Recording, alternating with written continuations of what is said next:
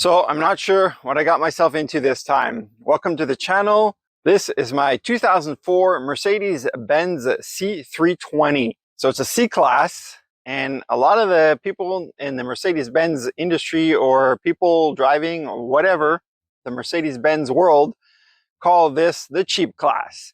And honestly, it is. From what I've read, it is way down on the bottom of the Benz list. And I think at the time you could probably also buy a fully loaded Toyota Camry, but that's just what I read. Whether it's true or not, I can't confirm. I'm not even going to bother, to be really honest with you, because, well, really, it's just not that important. It's a 2004, not a 2024. So you might be asking, why did I buy this? Well, it's got the right number of doors, too. It's pretty small, as you can tell. It's not a very long car, and I like that. So it has a bit of a sporty look. But really, more than anything, I got it for this badge. Yep, just for this badge.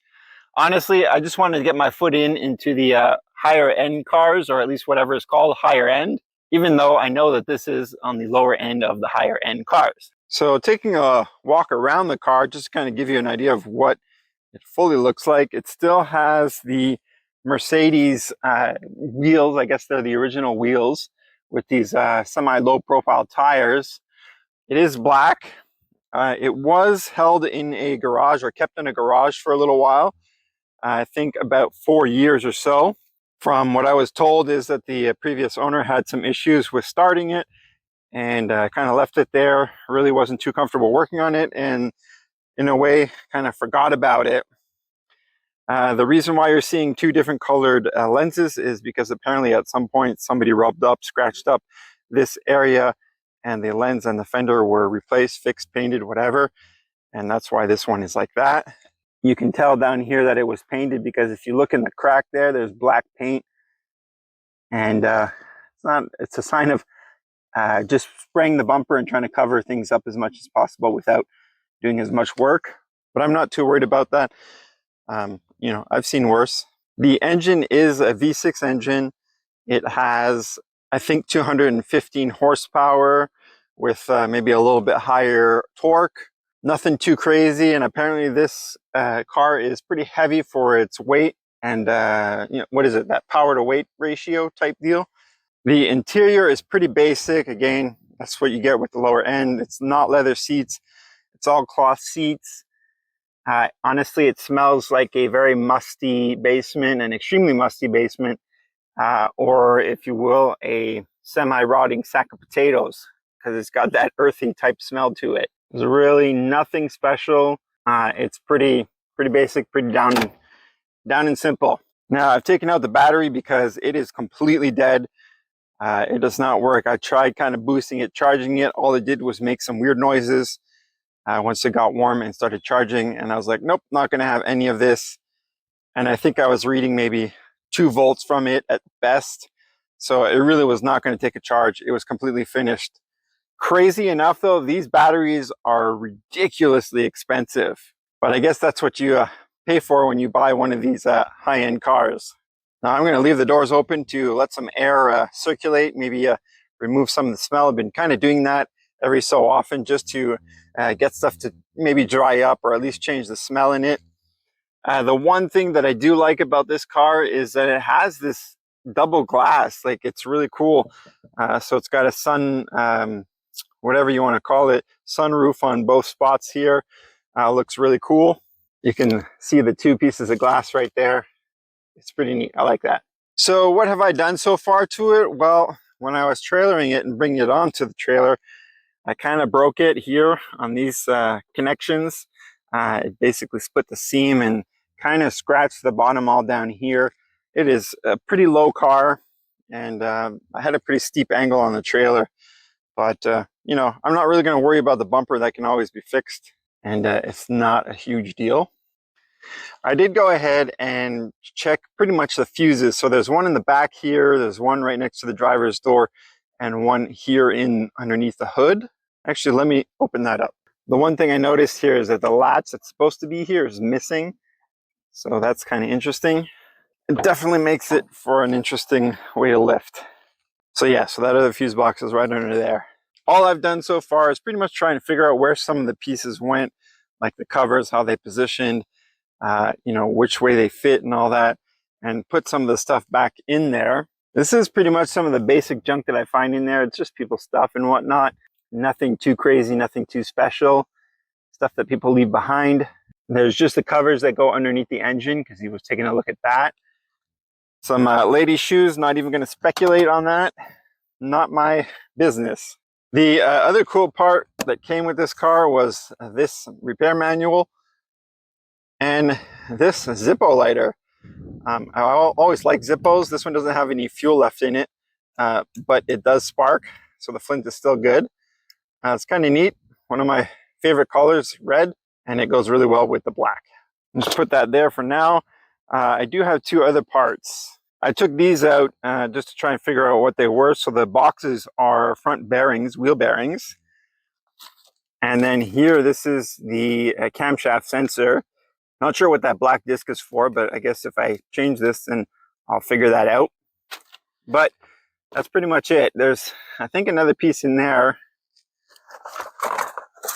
Yeah, it looks like it's just a valance for something, or just something to cover up when it opens and closes. I'm not sure exactly where that goes. I honestly did not search for that part, so I should look that up. I also went ahead and just kind of fixed this cluster here because they had been in there to try and figure stuff out to bypass some wiring. I'm not 100% sure.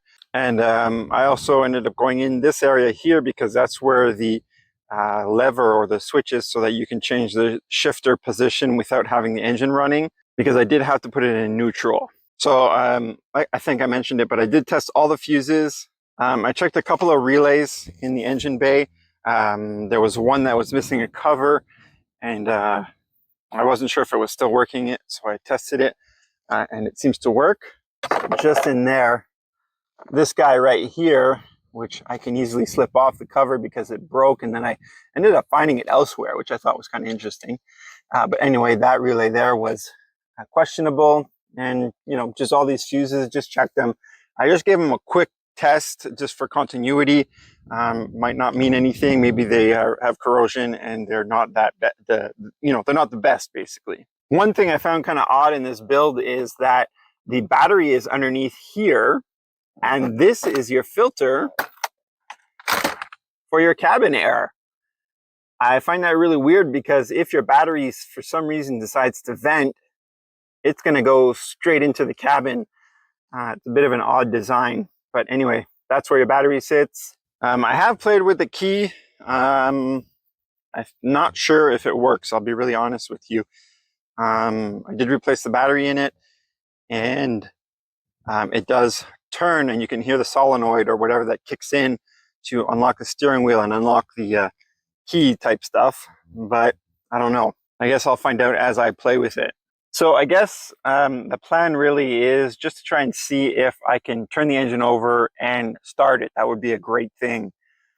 This sun is really blinding, but I'm going to try and push through it. So the two things that I think that might be an issue are, one, it's the key, and two, it could be something to do with the ECU or any one of the multi-number computers. This thing is pretty much like a safety thing. You know, everything is electronic and computer operated, although I'm hoping I can tinker with it and play with it, and over time either bypass it, or worst case, I'll have to do I guess what you call a standalone ECU, which I'd like to try and avoid because they are pretty expensive these days, and it's a little ridiculous in my opinion. So if you have any suggestions on any of those things, you know, send them my way. So I think what the first thing that I'll do is I'll just go and have another battery that I can use, and I'll pop it in here and set that up, so that way we can kind of just take a look at what's going on the inside and the key and all this other stuff. I did play with a couple of things, and some of them things don't work, and I'm not sure why. I know the basic stuff like the lights, they work, and the indicators work, and that's pretty much all I could tell at this point. So I'm going to put you in the passenger seat, and then we're going to fiddle around with this. There we go, simple setup. Just used my battery from the Thunderbird, which pretty much that project is unfortunately on hold right now due to, well, several things. All right, just going to remove the battery. Oh, give me some leg room. So I do have my OBD2 scanner. I keep wanting to say ODB, but it's always OBD. Got the key. So basically all I'm going to do right now is just put the key in and see what happens. In most cases, it just clicked and that was about it. So that just clicked for the key solenoid. I can tell that the radio thing is on. There's a little light. I think that's position 1. That's position 2. I can hear the fan. Let's see if I can make it louder. You can probably hear it now. And turn that off. The dash doesn't come on. There's nothing on there. And the radio, let's see. It does not want to power on.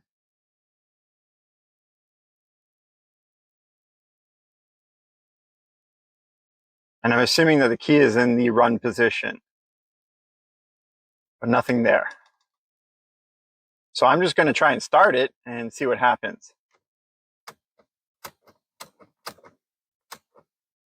And we have nothing. So there's no, it doesn't turn the starter, it doesn't do anything. Could be a wire. I haven't been able to check underneath because this car is pretty low. But what I'm going to do is just keep it in the run position and then connect my OBD2 scanner tool. I picked this one up because it was recommended by Scott Kilmer. I think that's his YouTube channel.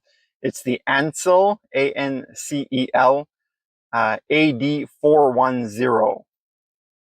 It's a pretty basic thing. I tried it with my 2017 F-150 and it picked up some information. So we'll see how that goes. The connector is right underneath the dash if I can get to its position, unless it requires a special connector, and then I'm probably kind of screwed. You know what? There's a lot of corrosion under there. For some reason, I'm actually just going to go clean it. So I'll be right back. All right, got my electrical contact cleaner. I just bought this at a local parts store. I think it was Princess Auto. It's just a Lloyd's brand. I'm not really sure how good this is, but I'll use it because it's what I got. So let me just spray this. Whoa, shoots out like a cannon. What the heck? All right, well, I made a pretty nasty mess. I just give that a quick little wipe down. Guess I should have turned the key off, but I left it on. Anyway, let me get this in there. Well, it doesn't want to turn the unit on, which is supposed to grab power from the battery. Let me mess around with that. Well, I double cleaned it again, maybe even triple cleaned it. I also connected it to my F-150, and that seems to be working okay. Not really sure what the issue is at this point. Let me try it again. There is only one way it can go in, so it's not like you can mistake it.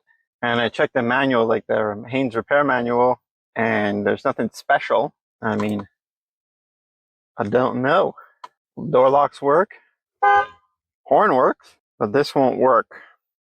I'm wondering if it's associated with the fact that the dash doesn't turn on, and it might be a connection, a fuse or something. I'm not really sure. So I'm really just going to have to sit here and I guess dig some more. Like I said, I'm kind of flying blind here, and with computer stuff, it's always, at least I find, a little bit more work. Let me dig around and see what happens. Well, honestly, I've tried. Well, I just basically went over some of my work. I tested all the fuses again just to make sure that there was everything there, that everything was kind of, working, that the fuses weren't just kind of shorting or whatever like that. Checked to make sure that the fuses were all where they were supposed to be, and from what I can tell, that's the case. But I popped the key in. It makes a little sound to unlock the steering wheel, and that's pretty much it. It doesn't do anything else. It doesn't start. I mean, some fans come on. I don't know exactly what's going on, but that's all I hear. So I'm going to do a little bit of digging, but I'm also going to try something else after and see if that might do something. But anyway, well, let's find out. Let's figure out what we're going to do, or at least what I'm going to do anyway. Well, I'm testing out this new little microphone, if you couldn't tell, because it must sound a little bit different, but it is a bit of a cheap kind. Anyway, I forgot to turn it on. I removed the panel here, and on this section here, it had about, you know, a ½ inch almost of mouse poop in here. I did go ahead and clean it, but that didn't help the connection no matter what I did. This is what came off. Pretty nasty, pretty ugly. Part of the smell, I guess. But anyway, doing all that still didn't help. I played with the keys. I'm in the process of charging the battery. I got my little Noco 2D connected, so I'm just gonna bring up the power. Right now the car is disconnected. What I'm gonna do is actually pop off the hood. Well, not the hood, but this cover, and get in there. I want to remove the spark plugs, throw some Marvel Mystery Oil, see if I can manually turn the engine over. I think there's a bolt on there that I can use. I'm going to have to double check and see if that spins, make sure that that's okay. Also, before I forget, I did disconnect all the connections to the computer that's in there. None of them look bad, none of them look corroded, so I'm not sure if that's the issue. But either way, good thing to do. So let me get my tools to get the spark plugs out and pop this stuff off and see from there. All right, just get this stuff off here. Since I don't need it right now, these should just pop right off. There's really nothing to them. Same with this.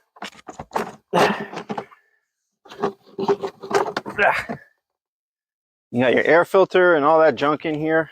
So I want to try and keep that semi-clean. So this is what the top of the engine looks like. There's a bit of an oil leak here. I'm guessing it's probably just a gasket or something. It's missing the plug that goes over the oil dipstick. It's funny, but these cars don't come with dipsticks. They don't want you to check them this way. They want you to use the computer that is internal. So if I have to, you know, bypass things and get things to work, I'm probably going to have to find out where to get the dipsticks for that. Anyway, this is what that looks like. Got to figure out the spark plugs, because I know, if I'm not mistaken, there's supposed to be 12, or is it 6? I'm not sure. I'm gonna have to double check that. There's a bunch of weird stuff on this stuff here, so you know, I'm not really sure what I'm getting into, but I'll take it slowly and go from there. Okay, well, the boots on the spark plug are kind of annoying to take off, so I just left them there for now. Anyway, I just want to see if this moves over or turns over just a little bit by hand.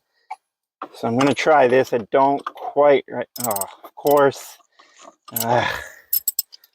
Always, length is a problem, right? At least that's what some say. Let's see if I can do it this way. Maybe. Ooh, that is definitely tighter than I would like. Goodness gracious. Let me see if I can find a better extension. Let's see if I can get a better hold on that. All right, checked it. Got my long extension here, my big arm. I also made sure that it was in neutral, so that way I could make sure it would spin freely. I'm going to give it a try. Going clockwise, because that seems to make sense. But, oh boy, that is not doing anything. That's a bit of a scary thought, honestly. Go this way. This seems to want to loosen stuff up. I'm wondering if the belts are kind of seized up or something, maybe. Or something else might be seized up. This is going to be an interesting project right now, I can tell. Nothing is moving. All right, I don't want to force it any more than that. I'm going to try and remove a spark plug. I got my pliers here to see if I can get in there, because they are a bit on the tight side.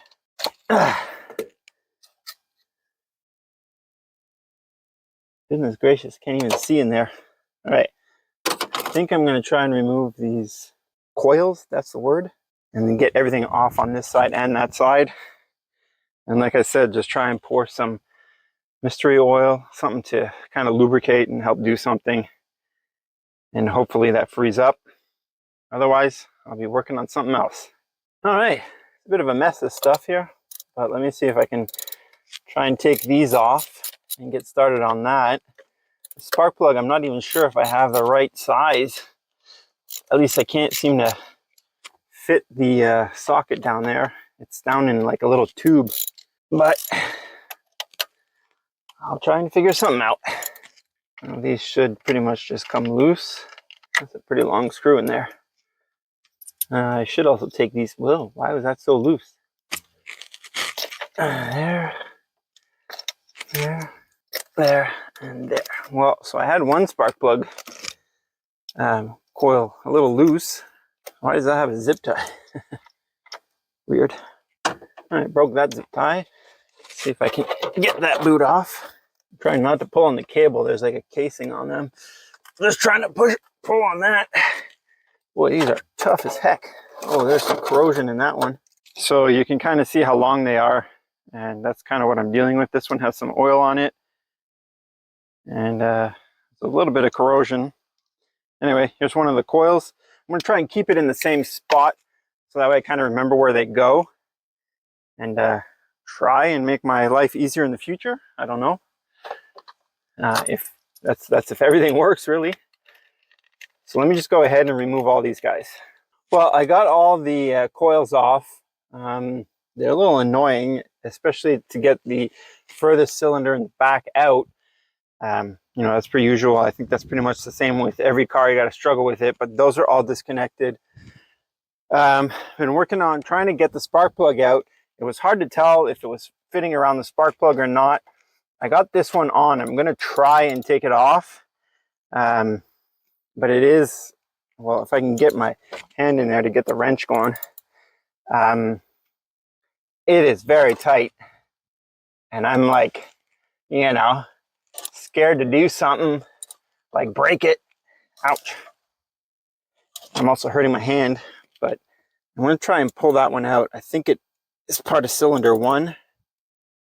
Seems to be coming out, because these guys have aluminum heads, if I read correctly, in the repair manual. Well, the gap is huge.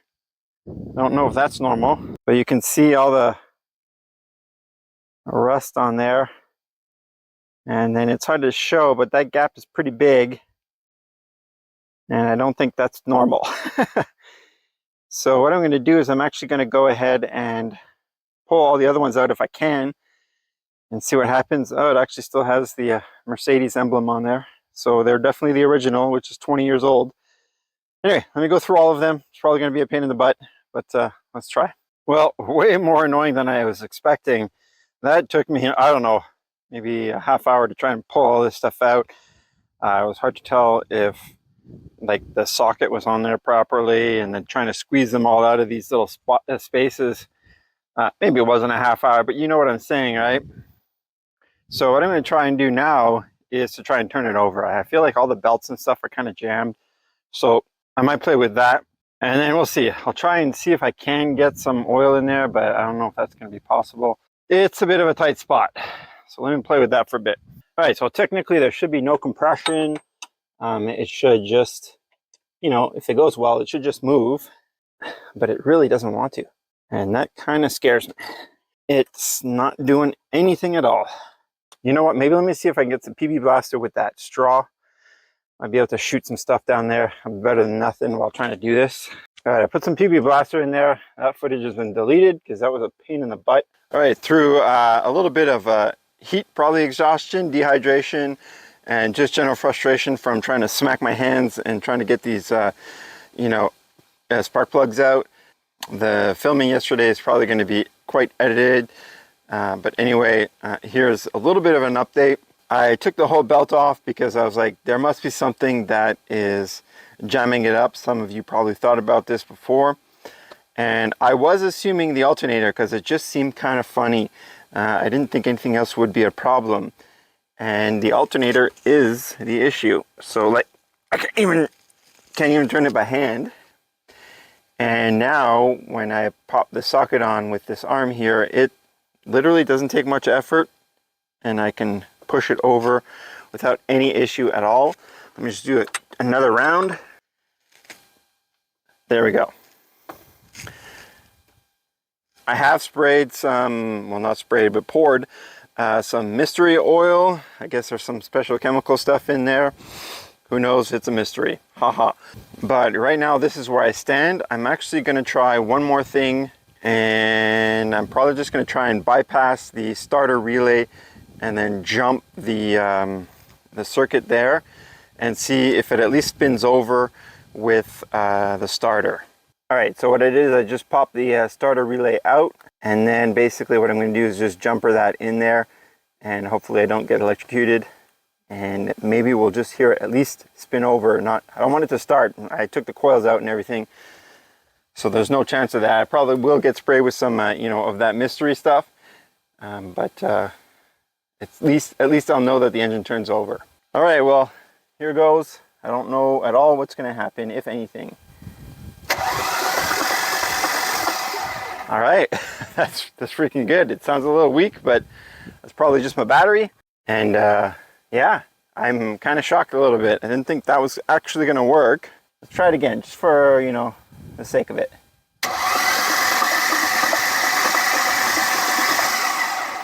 That's pretty cool. And the radiator fan kicks on for some reason or another. Not really sure why. Anyway, that's a good result. I'm pretty happy with that. Just in case you were wondering, I just use a 12 gauge, which fit on these little spade connectors. And that's what I use to jumper the starter relay. Well, I also went and pulled out the computer. It's basically right here next to the fuse box. The only thing you got to do is pop off the wiper or separate these arms from the wipers. It's funny how the manual says, just use some, needle nose pliers, no problemo. And I had to use a pry bar because it's a weird angle and I could barely just get in there. But anyway, I got it off. I always think it's funny how manuals are just like, yeah, just do that, no problem. And it never turns out to be that way. Anyway, I'm going to try and take the cover off of that and see what that looks like on the inside. At this point, I'm really not even sure what the issue is, and I'm probably just totally guessing. I am leaning towards the computer just because the dash doesn't turn on, but I may end up going into the dash area and trying to open that. But let me start with that first. All right, so I popped the cap off the computer, and I honestly think I found what the problem is, and it is burnt. You can kind of see it right down here. I'm going to try and see if I can get the magnifying glass to kind of show you guys if it'll work. I'm not 100% sure, but you can kind of see it right there, how like it's a bit charred. And when I took a look at it, I don't know if you can see it, but on the side of that chip there, there's a bit of a burn mark. I'm not sure what that chip does.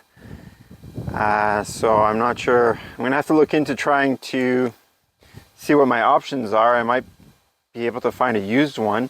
Hopefully this just controls basically the engine and all that, and I don't have to worry about any kind of security stuff. But I mean, at this point, who knows? I'll do some digging and try and figure that out. All right, so kind of decided to end this video pretty much at this point. There's really not much else I can do.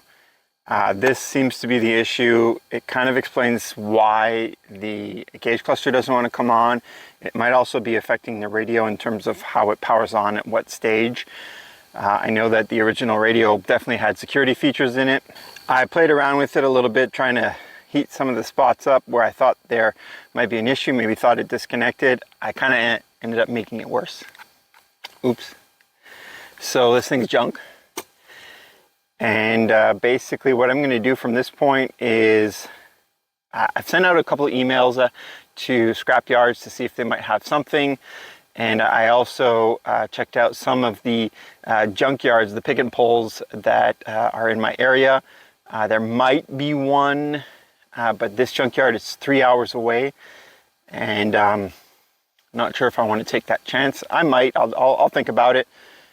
The other thing is I don't know the condition of this engine, and from what I've seen is that the head on one side is leaking, or the valve gasket. I'm not quite sure. When I pull the spark plugs out, there's oil all over it.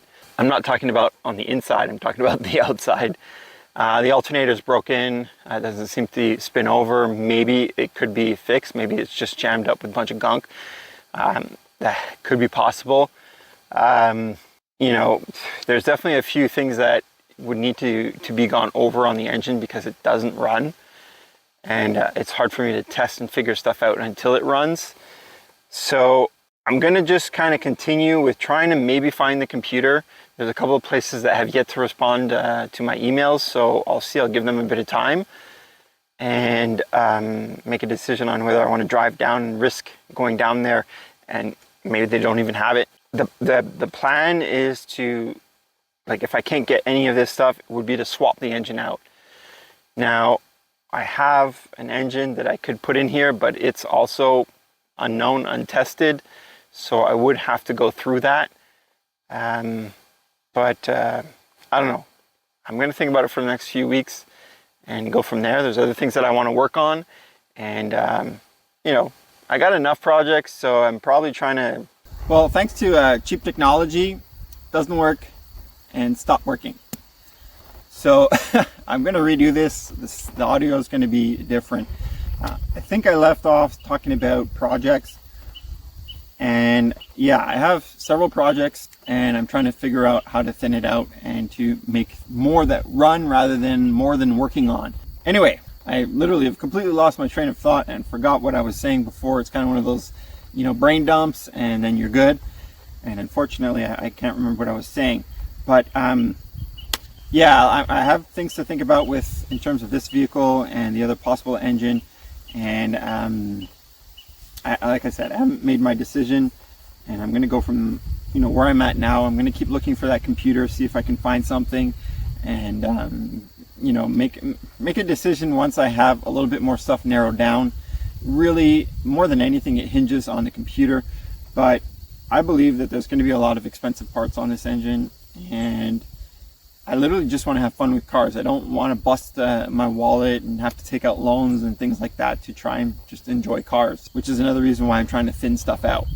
And there's still issues with this engine, just leaking and whatnot. Now, I do apologize if I repeated myself. Again, I can't remember what I said. But I am trying to get to 500 subscribers before the end of the year. I try not to ask too often in my videos because it does get kind of annoying. So I throw it in every once in a while. It'll kind of show me that you guys are interested, and I will get other cameras. This will also help within the drag racing videos if that's stuff that you enjoy. Yeah, so basically that's it. This project is right now unknown and its future is unknown, but I'm narrowing it down. And with that, I'm going to leave it there. Thanks for watching. Take it easy.